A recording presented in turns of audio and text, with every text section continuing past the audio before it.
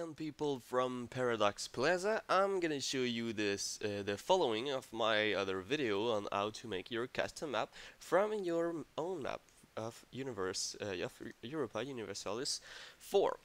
So here now what we want to do is to add colors on the map after you are done with the outlining.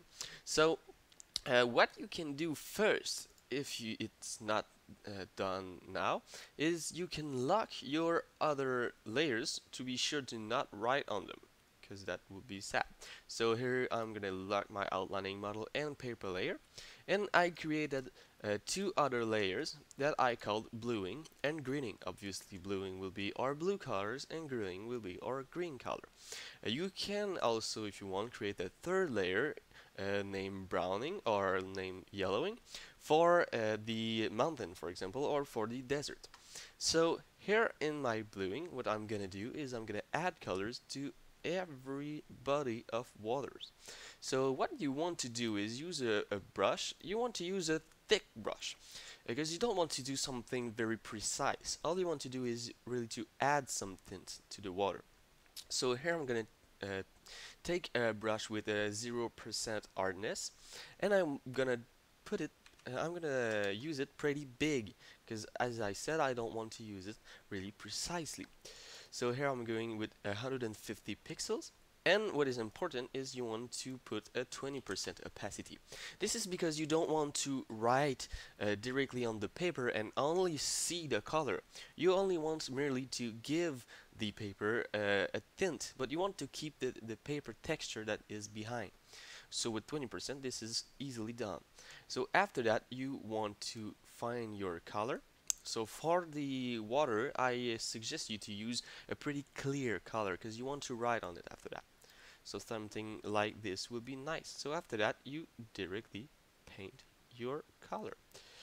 So what I'm gonna show you today to how to do is a map just like the one I posted. So that means I'm gonna only put colors on things that are next or next to my own country, because that let you more that let people that look at your map more easily sees what the map is about. Because if there's color everywhere and icons everywhere and everything, you're not really sure what you're supposed to look at. So here I'm gonna only put green on the Crimea part. So for the river you can use a more precise brush.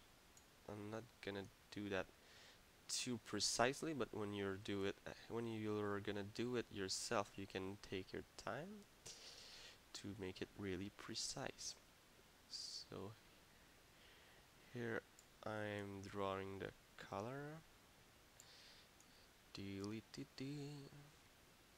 Not taking too much time. And all I need now is to color the Sea of Azov. I'm not really sure how to pronounce it, but that's not really important, is it? Okay. So here we have our blue color. Now what we want to do after locking our bluing screen is to green the everything that is in grass. This is because you want to use a darker shade of green on the forest.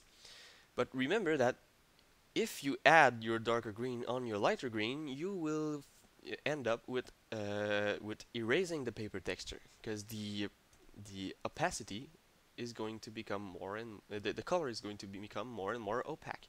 So what you want to do is you use a lighter shade of green and you use a darker shade when you want to do your forest.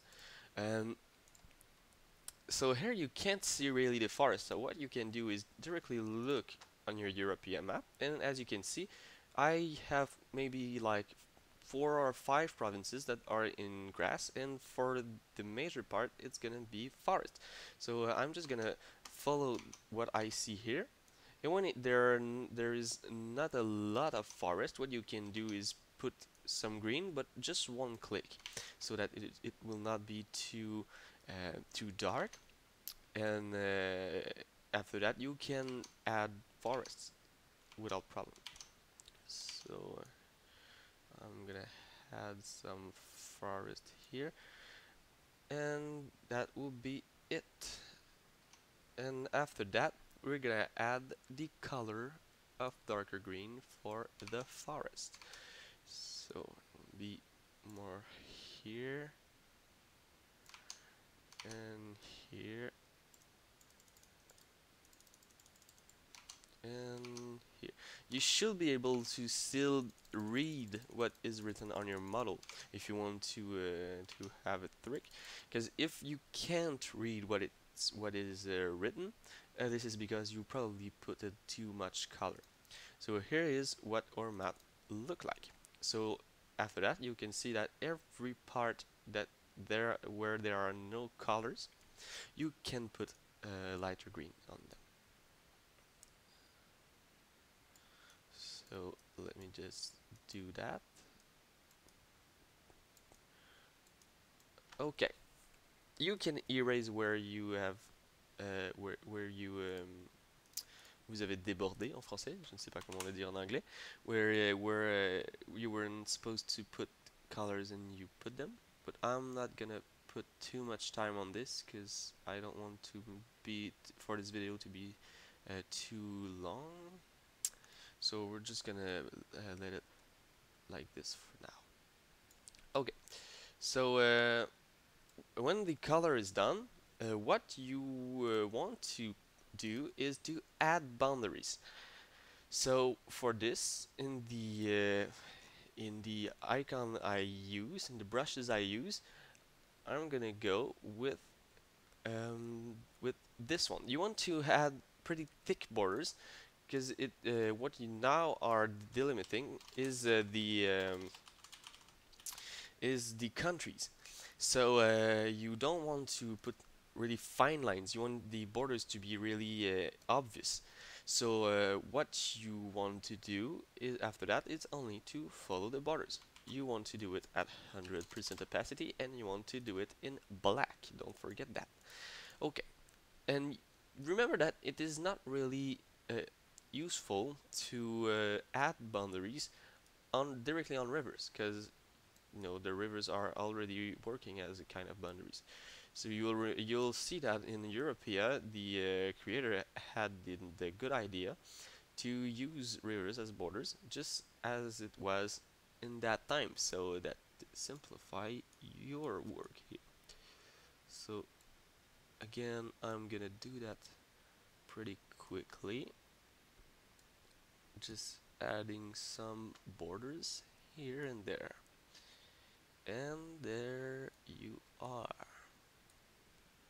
So it should look something more like this. So now your map really start to get its form, and what we want to add after that will be the icons on the map. We're not gonna do that now. I'm gonna show you that in the next video. But again, thank you very much for watching. If you have any question, you can put them on the comment or you can PM me on Reddit. And thank you for your interest. And well, have a good day.